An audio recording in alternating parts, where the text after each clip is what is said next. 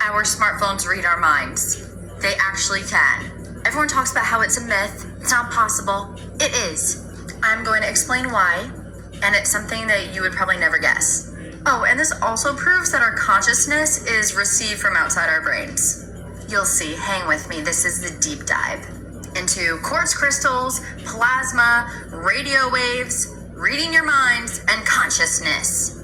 Okay, very quick. The first thing you just need to be a little bit aware of is what plasma is. Plasma makes up 99.9% of the universe. No one's really taught about it in school, and you'll find out why.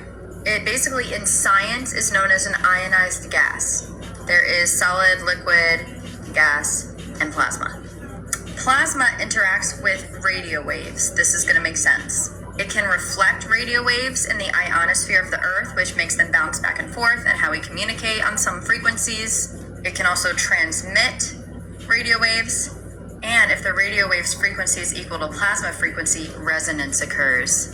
Oh, you mean like when you can feel someone's vibe in the air? Yes, that's the same in my theory. Just for this video, let's compare consciousness to a radio wave. Just like how some people say that consciousness resides outside the body, I do not think our brain is generating consciousness, and a lot of studies are leading now towards this, that we receive consciousness. Some people say it is from the microtubules in your brain do. I think it's the plasma membrane.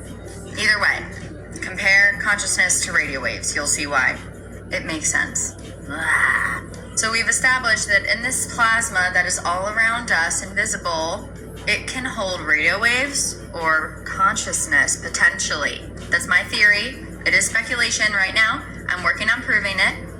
We're about to go back to the phone and why it reads your mind. Don't worry. You just got to know all this. So there's something called a plasma antenna, which they're currently developing, where plasma is used instead of metal elements of a traditional antenna. So the antennas use plasma instead of metal to transmit and receive radio waves. So we've established plasma definitely can transmit these radio waves better than anything else.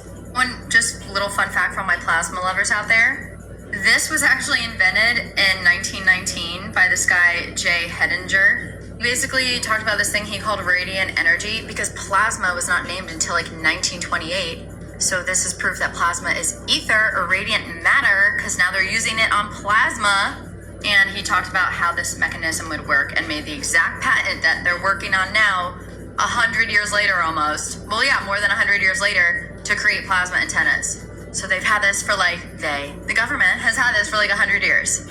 But in my mind, this literally proves that radiant energy, which is expressed, or ether, is plasma. And that matters for a lot of reasons, not for this video. Okay, but in case you're wondering, here's the patent. It's really cool. You can go look it up. But yeah, they're working on this now. So now you're probably saying, if you have some sort of intelligence, Dana, the crystals in your phone are not plasma crystals. They're quartz crystals. I know. Thanks. And let me tell you why that matters and how everything interacts. Quartz crystals interact with plasma. So, plasma crystals are not used in phones. This is a whole nother subject I will get to another time. This is very magical as well. So, quartz crystals are used in your phone, and they're a naturally occurring mineral made of silicon dioxide, also known as silica.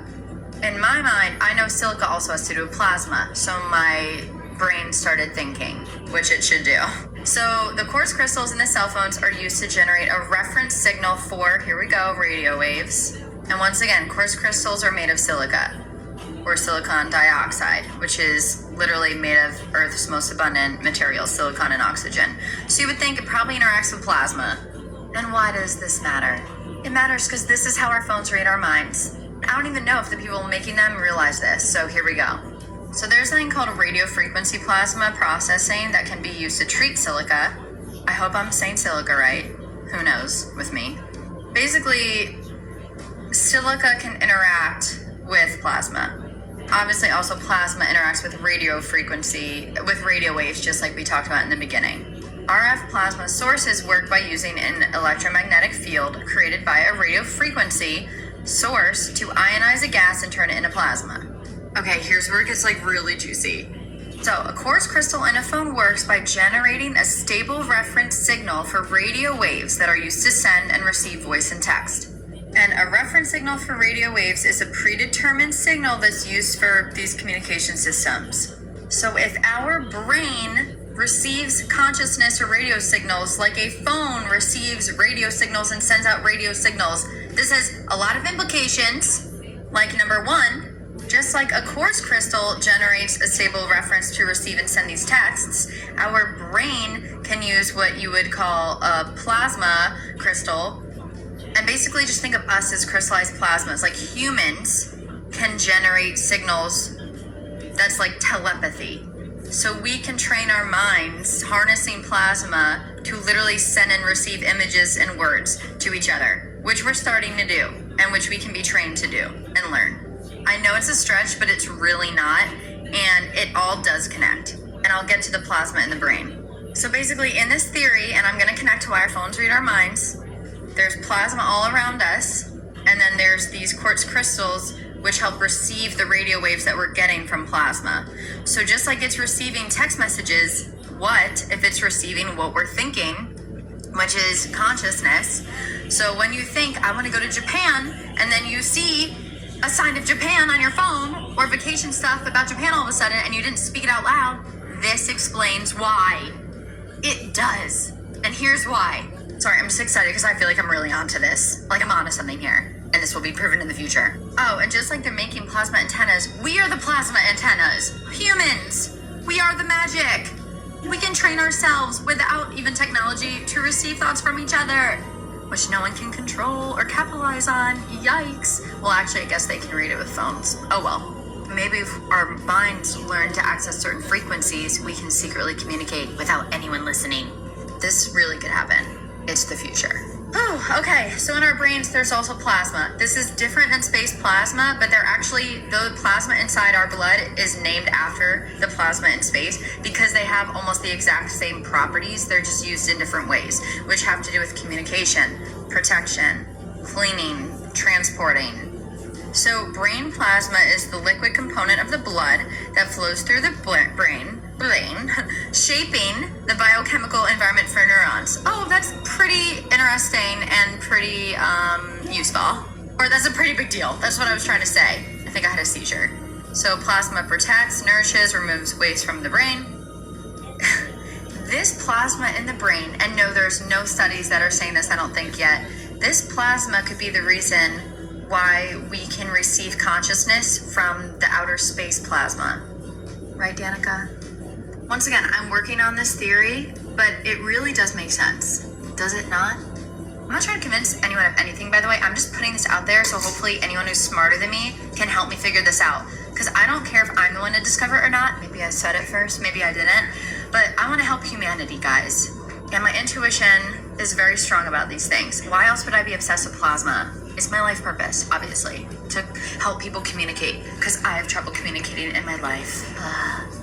I want to connect the world with interdimensional beings. Okay, let's go back to, I think that's possible too with plasma though. But this video is not about that. But plasma basically is the great communicator, which they're literally figuring out, which is why the government is building plasma antennas, which we already are the plasma antenna. Humans, humanity is special, and we can learn telepathy to communicate with each other in other dimensions and realities. I swear, guys, just give it some time. I'm not crazy.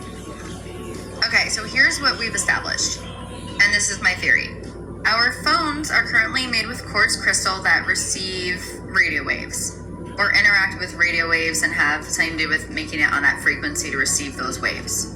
Potentially, if our consciousness is held outside our body in this plasma or this energy or this air, and we also are just like phones, as above, so below, receive our consciousness and other frequencies with our brain plasma. It's all plasma, guys. Potentially, if we think something, it can travel through the plasma air into the phone. And that is why we see those images that we're thinking and that we're like, how is it reading our minds? Literally, it's reading our minds. This also has implications about the fact that consciousness is held outside the body. It may be like radio waves. We receive it. It is non-local, and plasma is the vehicle for consciousness and holds consciousness. We will be able to access plasma in the future for communication and telepathy.